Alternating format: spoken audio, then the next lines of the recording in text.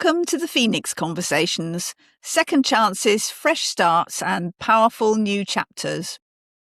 I'm Lucy McCarraher, author, speaker and podcast host, and each week I explore with men and women the many ways they have reinvented their lives after life changes, big and small, or simply the feeling that life is asking something new of them.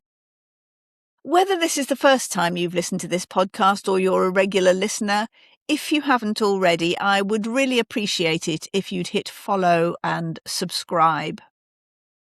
Today, I'm talking to Chris Daems, financial planner, author, and podcast host. If you have a bit of a caricature vision of financial planners as people fixated on numbers and spreadsheets, I can assure you that Chris is not it. For Chris, it's not just about making sure his clients have enough money, but that they have enough meaning in their lives, especially when they might technically be thinking about retiring. He's written books about this, hosts a podcast called What Happens Next, and values most highly fairness, kindness, and the ability to have fun every single day.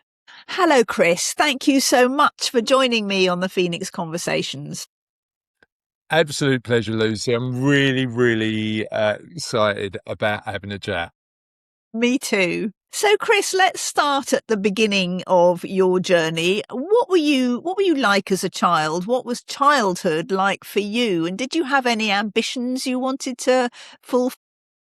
Such a good question. So for me, I was brought up in East London, and it's really interesting. When I look back, I think my dad, who's still around, and my mum, who we lost in 2019, both very loving, not much money, interestingly, growing up, which is weird that I've sort of transitioned into this role as a financial planner. But in terms of values, very kind, generous, loving people. And you never know when you're a kid what you don't have, do you? You know, it's just like I was quite happy with, like, in the early 80s with a BMX and going out on my bike all day and stuff like that. So yeah, so certainly a very loving atmosphere. Learn lessons about life and health and money, about what to do and what not to do from dad, because like all of us, we're fallible and human. And that's where it for me.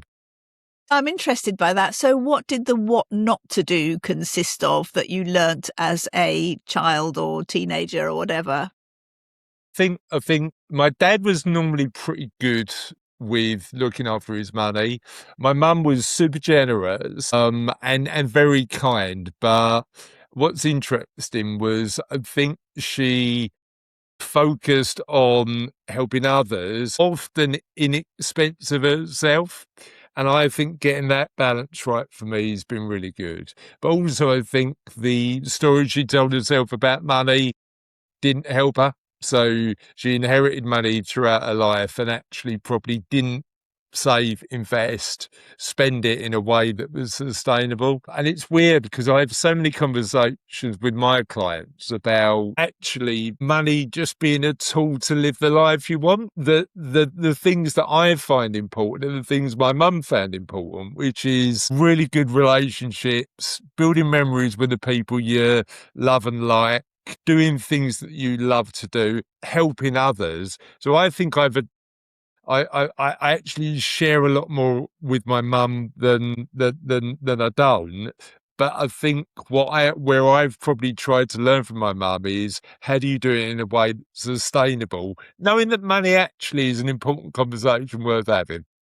When did it become clear to you that finance was going to be your area, that you would go into that world? Is that what you did when you left school, or what happened next? No, it was such a weird one. I had a failed year in a recruitment business, and I realised that definitely wasn't the route for me. And then I joined a building society called the Woolwich, which doesn't exist anymore. It's been subsumed by Barclays now, but that's where it started for me. And I had 3 months months probation. And at the end of the 3 months of probation, Lucy, if I'm being perfectly frank, I thought I was getting the sack.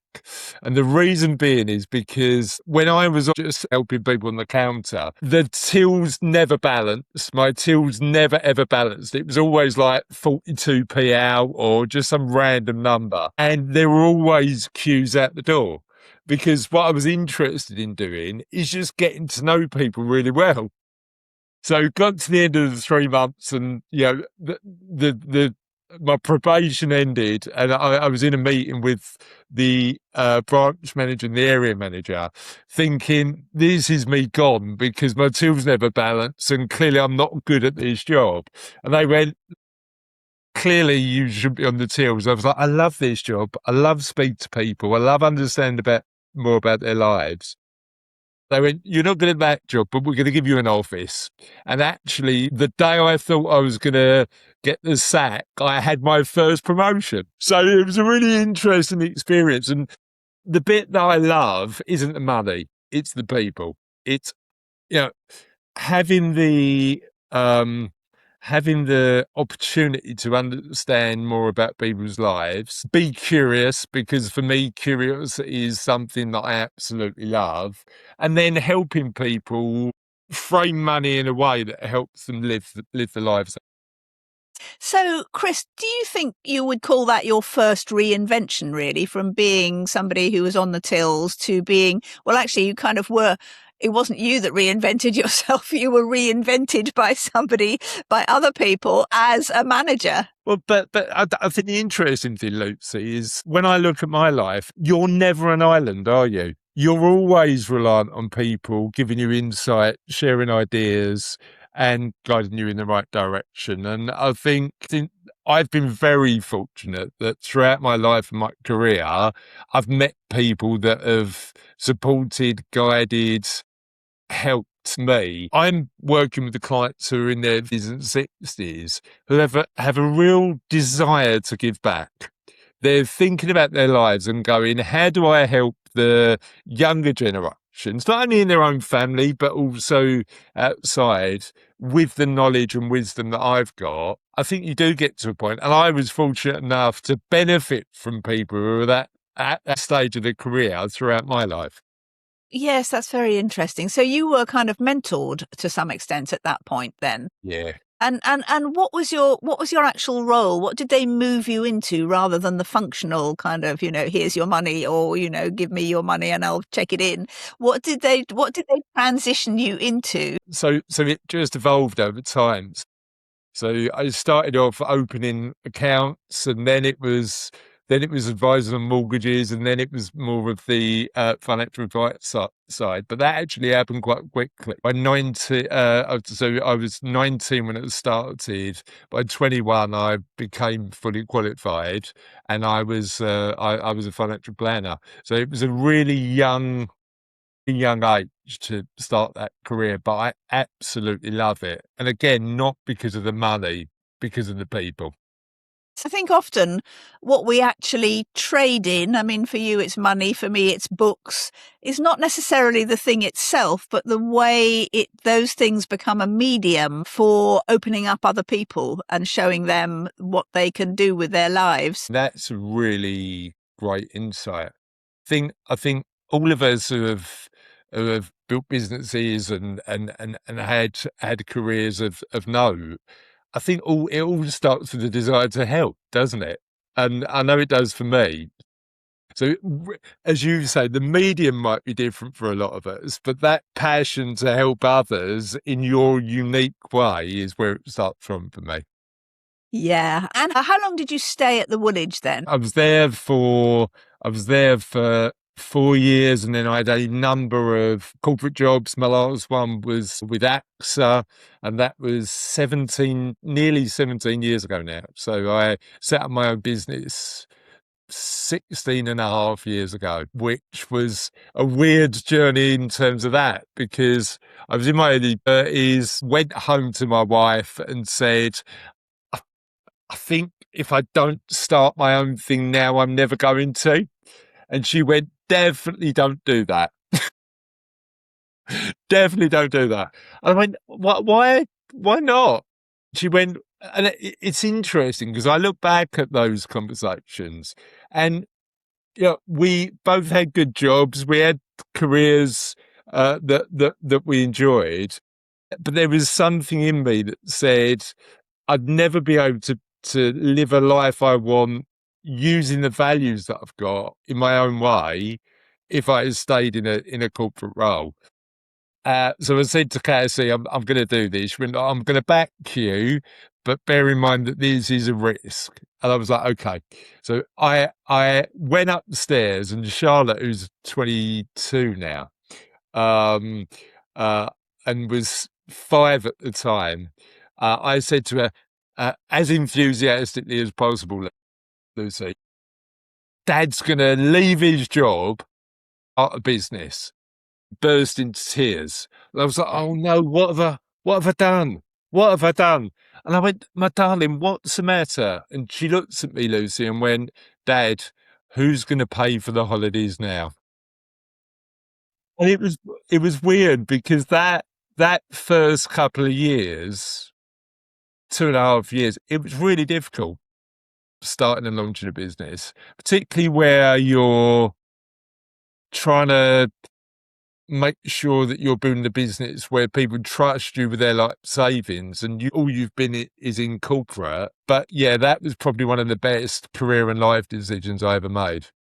That is possibly your first really big reinvention, isn't it? I always think that, coming out of any kind of employment and becoming an entrepreneur requires a real genuine reinvention of you as a person and how you live your life, really, and where you place your time and your effort and your ability to manage that risk. I mean, that is the reinvention, that you take on that risk. I'd love to know your insight on this, but I think you need a bit of an optimism that goes beyond reasonability, because you don't know whether it's going to work. You need to try it, and sometimes, the weird thing I most underestimated was when I was in corporate life.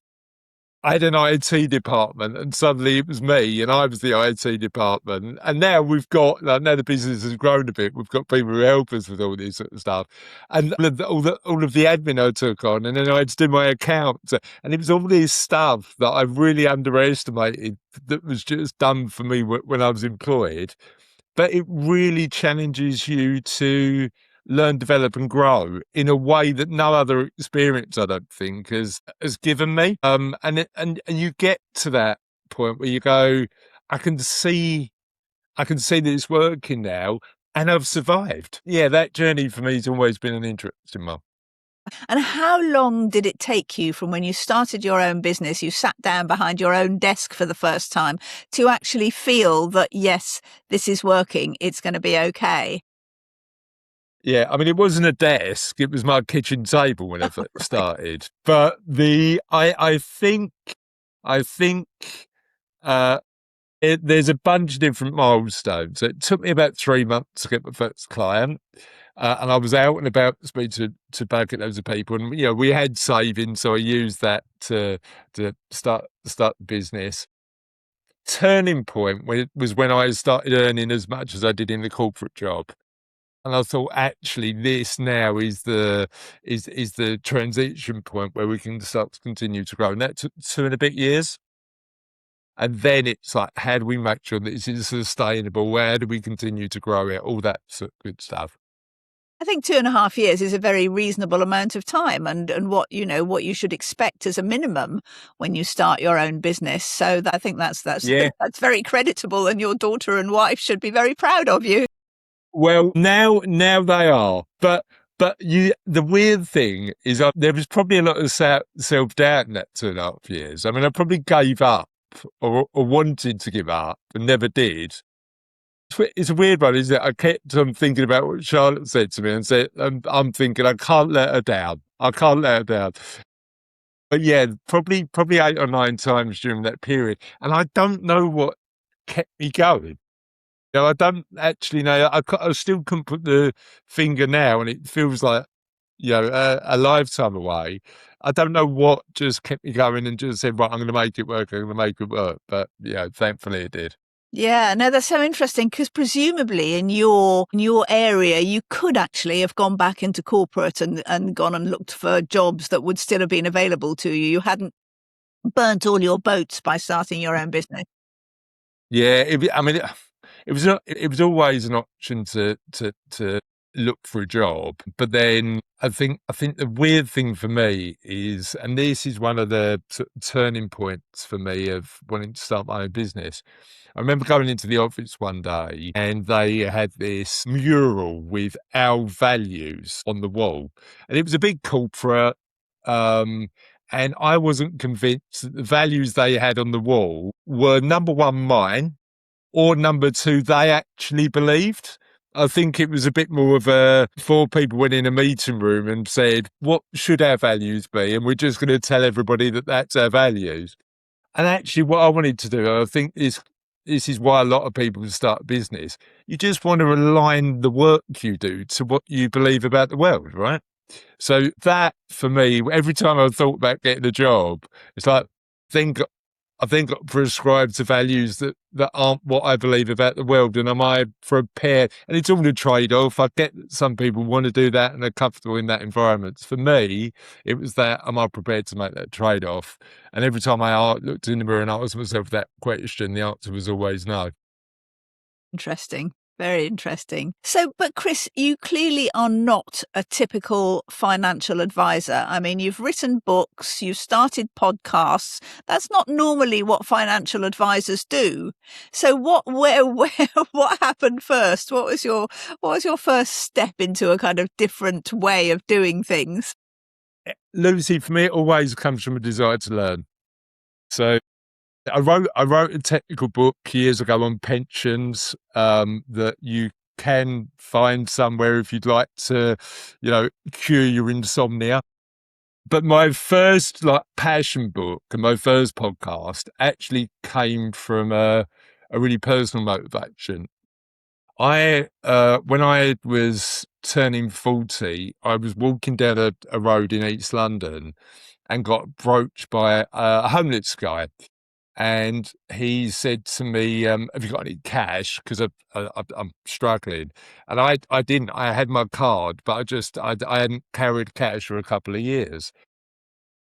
Um, I, I walked away. And then actually, on that moment, I wasn't particularly proud of myself and walked back to speak to him and said, look, I haven't got any cash, but I've got the card. There's a supermarket down the road. Let me go and buy you a sandwich. And he went, well, I don't want a sandwich, but can you buy me a bottle of alcohol? And I was like, I'm not doing that, and walked away again. And that was the trigger point for me. I went home, spoke to KSC, spoke to Charlotte, and said, I don't think I handled that particularly well. I'd like to learn how to be kinder.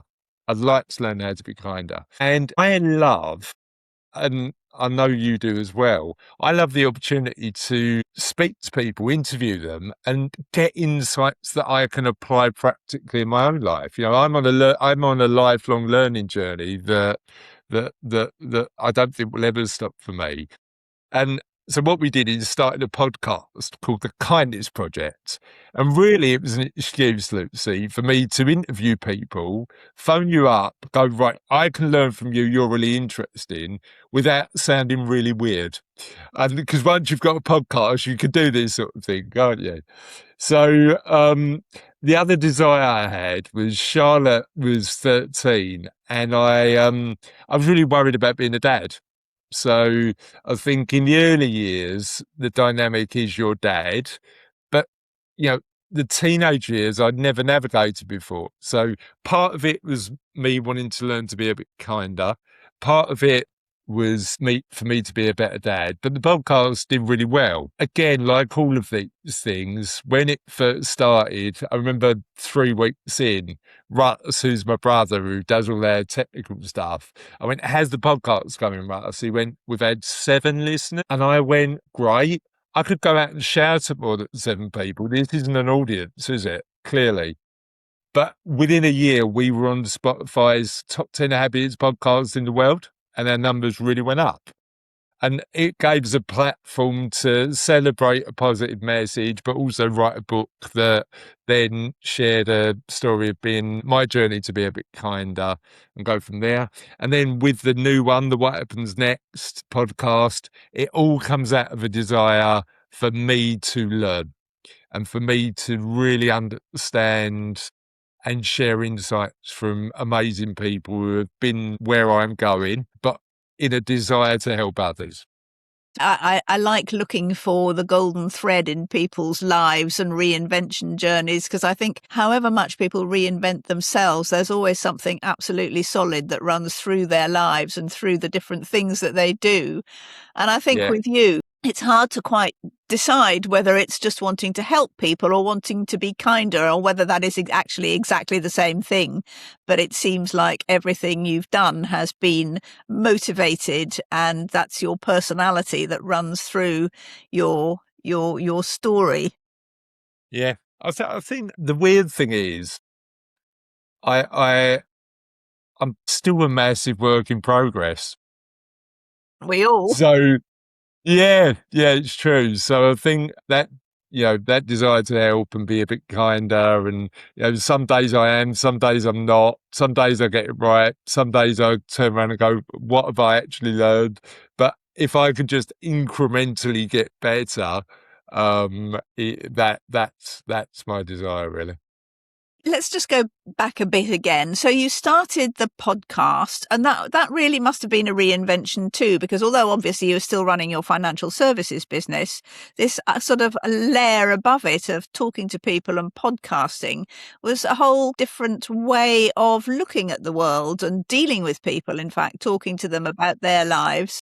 Well, I mean, the What Happens Next podcast came from a client conversation I had.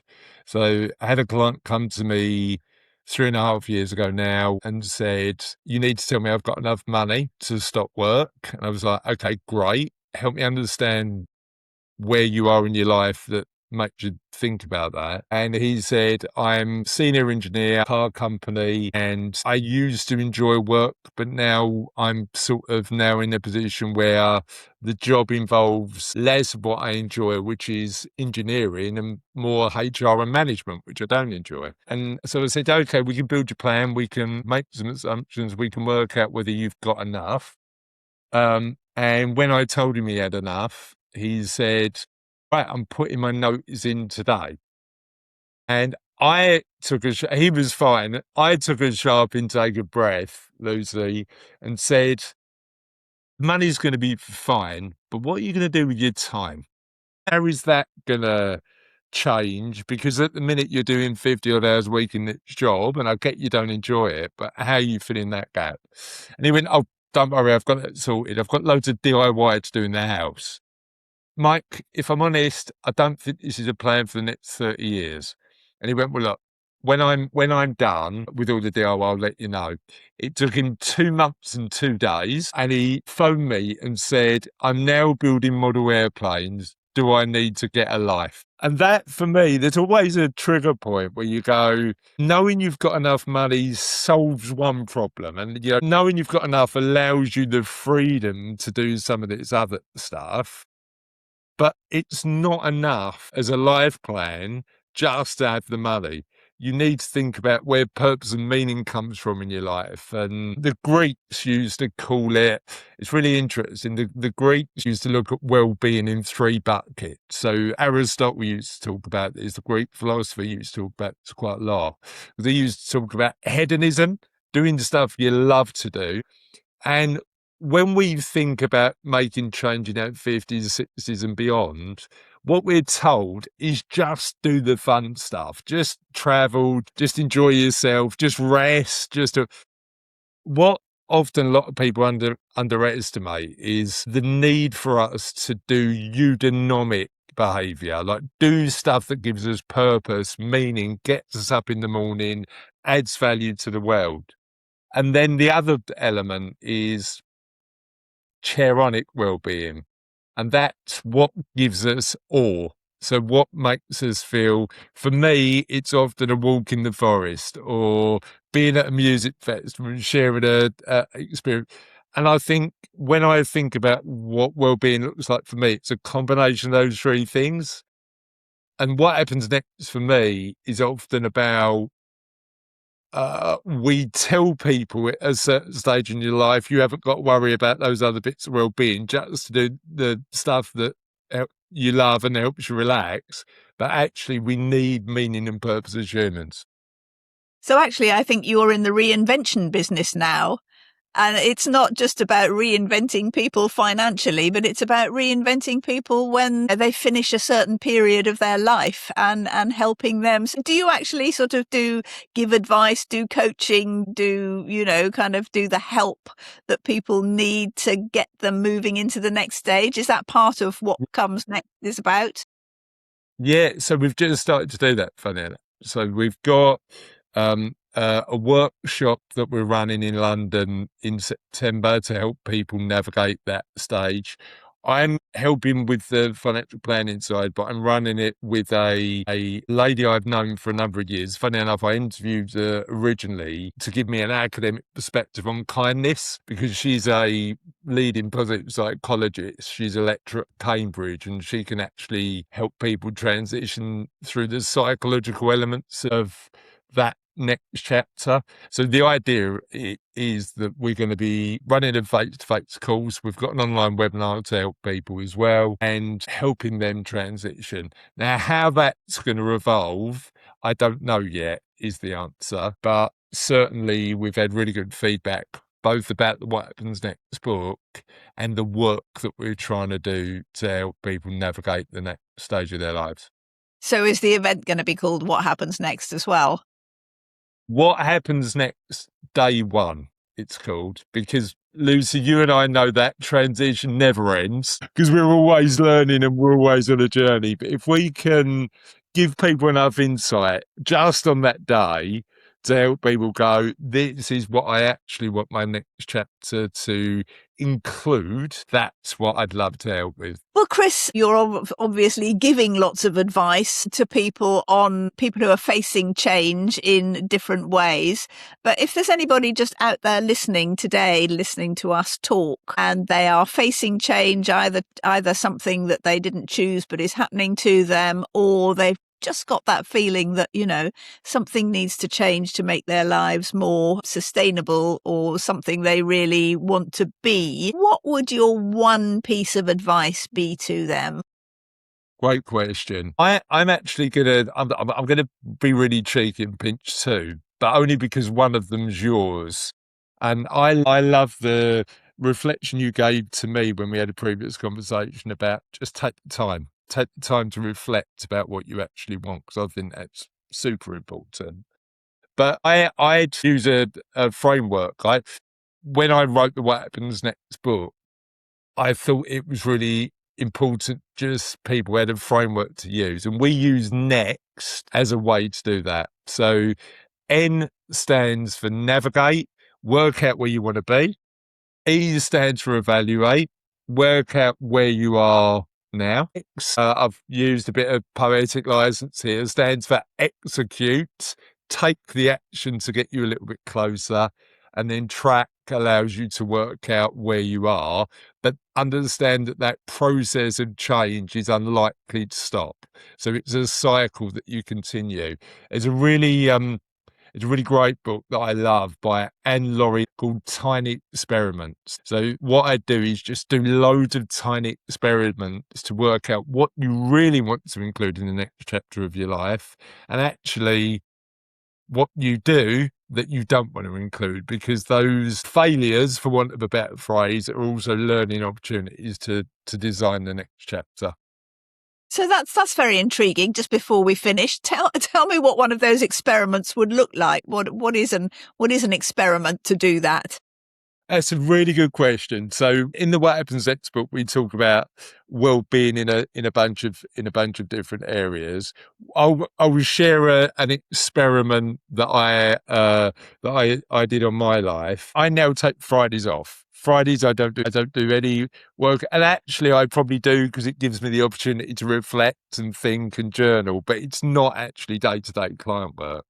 Now, if somebody's at a transition in their lives, the traditional way is you're either working or you're not working. And actually, retirement is going from this full-on thing to what you might want to do is just design your week around how you want to spend your time. And one tiny experiment you might want to do if you're doing 5 days a week is just take Friday afternoons off and spend it doing stuff you love to do. Now, if you find yourself sitting at home not enjoying it, you might want to reverse the experiment and actually carry on working. But working out tiny experiments in terms of how you spend your time would be a start for 10. And the experiment that I'd take is just take an afternoon, fill it with something you really want to try and see how you feel about it. That's a really good idea. I see the sort of concept now of the tiny experiments, like half a day a week, try something else. That's brilliant. Fantastic. Chris, thank you so much. That's such an interesting journey and so many really unusual reinventions that you've had in the life of a financial planner. Thank you very much indeed. It's a pleasure. Thank you for having me on. I've really enjoyed the conversation. Well, I look forward to the What Happens Next Day One event. I think it's going to be brilliant. Brilliant. Thank you. Thank you, Chris Daems, for sharing your unusual reinvention journey from bank teller to podcast host and author. I love that your golden thread is kindness and that the relationship with your clients is about so much more than money. For more inspiring reinvention stories, follow and subscribe now to the Phoenix Conversations on Spotify, Apple or YouTube, or maybe all three. You can connect with me on most social media platforms as long as you can spell my name. I am the only Lucy McCarraher on the internet, and I'd love to hear your reinvention story. I look forward to seeing you on the next episode.